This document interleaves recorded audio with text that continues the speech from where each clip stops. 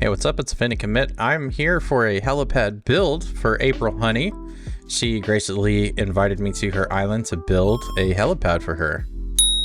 Now, in a recent visit over to her island, Jersey Games came over and built her this museum area. So I wanted to make sure that whatever I did incorporated a lot of the design elements that were here. Now, getting my bearings, north to south, every helipad begins with the characteristic H. I always like to start out using the mushroom path because it glows in the dark and it has high visibility.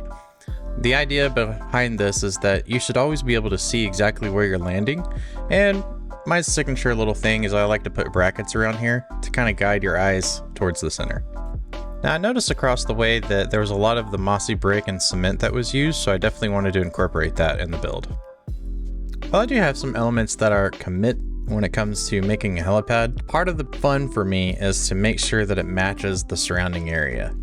When I came over here, April Honey had one requirement for this helipad. It needed to survive gale force winds. So one of the things that I wanted to incorporate was a trench around the edge. Now, when you're placing water down on top of land, you can do a couple of things. You can put down pathing, or you can put down grass, or lots of different things, right? I like the mossy brick in this case because it feels like the water has been sitting there for a good deal of time. Now, around the edge here, I wanted to use my dirt printer to kind of build it up like a castle. One of the unfortunate things about the build that I was currently using was the multiplayer glitch. Now, I noticed I started out with some water beds, and you can see some of the artifacts that kind of show up as a result of that. I just went ahead and I pressed through it. Just kind of continue building out the edges of the helipad and kind of strengthening it a little bit. I wanted to kind of go for a pattern here. Once I had the main outer structure in place, I wanted to go ahead and start placing the cement around the edges, around these kind of pillars, if you will, because I felt that matched the museum across the river pretty well. And between these little cement pillars, I wanted to put the mossy brick because the idea here is I'm going to have some water that's going to be flowing down in between these columns. As you can see, I'm starting to put down the water beds. Now at this point, I'm thinking, all right, commit, you built this big wall. How are you going to get in here? So then I thought, all right, well, this isn't going to work. Let's go ahead and actually take down the front of it and make sort of a walkway or something like that to get to the helipad from the outside. Now, my philosophy is don't hate, iterate. I like to show the process of how I'm building this, and I get a bright idea. Like, you know what? I'm through with this multiplayer glitch. I'm gonna take all these water beds out, and then you'll see what I'm about to do next. I wanted to have a clean way to get from the outside to the inside, so I like showing process during my builds. So I'm gonna start by creating a little platform of cement around the outside. That way it kind of shows that there's a foundation of where I'm gonna be walking.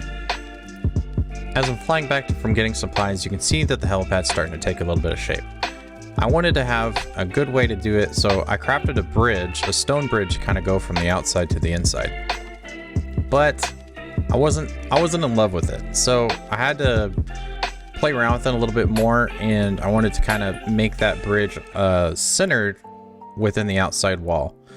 So then I was like, to replace the water beds that I had out earlier, I went ahead and I flooded it.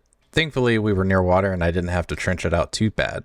Grabbing my trusty dirt printer, I wanted to make sure that the outsides had stability. I went ahead and I started raising up the dirt around these platforms that I created. And the idea here was to sort of make an incline that framed it in and also just made it feel like not only was it a vertical structure, but it also had outward support as well. As I was filling this in, I noticed this water seemed a little out of place, so I tried replacing it a couple of times, and then finally I just figured out, you know what, I dug up the dirt and ended up fixing it later. Now, having these cement platforms didn't really feel like enough to me, so I started raising up the dirt in between here to give it a little bit more oomph. You ever have those moments where you're just like, yeah, too much cement? So I decided to go ahead and use the mossy brick and then fill that in. One of the things that I really liked about the other side of the river was like this mossy brick and then cement pattern, where the mossy brick was in the center between the two cement rows, kind of like sidewalks. So I wanted to emulate that some. And then I started realizing, you know, this is a lot of dirt. I need to dress this up a little bit. After adding some lighting, decided to go ahead and frame this in further with some more cement to kind of give the appearance that it has a solid concrete foundation, and then the masonry was brought in to support it. Being that it's spring on April Honey's island, I wanted to go ahead and use the fir grass just because it looks so beautiful. One of my absolute favorite things to do and the best challenge that I have as a helipad creator is I like to emulate the style that's already on the island. So what I was doing is I would frequently go across the river and take a look at what was at the museum. So I noticed that there were these iron fences and the hedges in between, so I wanted to incorporate that into this. Now I noticed that the grass just wasn't wide enough for my taste, and after confirming with April Honey that there wasn't going to be any sidewalks on either side of this, I went ahead and I expanded the grass around. You'll see exactly what I do with it next. One of the things I wanted to inspect at this point was how balanced the lighting was and make sure that I have all the necessary parts covered. Now, if you recall, I just wasn't in love with the way that that bridge turned out, so I went ahead and I made some more room and prepared to make a platform, that way you could walk straight across. Decided to go ahead and take this heli for a field test. Now across the river, I wanted to see if I can get my measurements correct. That way we could sort of make like an asymmetrical convergence between those two paths that are on either side of the museum that come together into the single one that goes right into the helipad. Taking a note from Ellie Jelly, I liked using these lily pillies around the helipad. That way it gives it a nice, clean, and manicured look. Question time. Once you dig up the dirt and you plant the seed, right? Usually what happens in the real world is you'd have a little patch of dirt that surrounds the tree where all of the nutrients are kind of sucked up.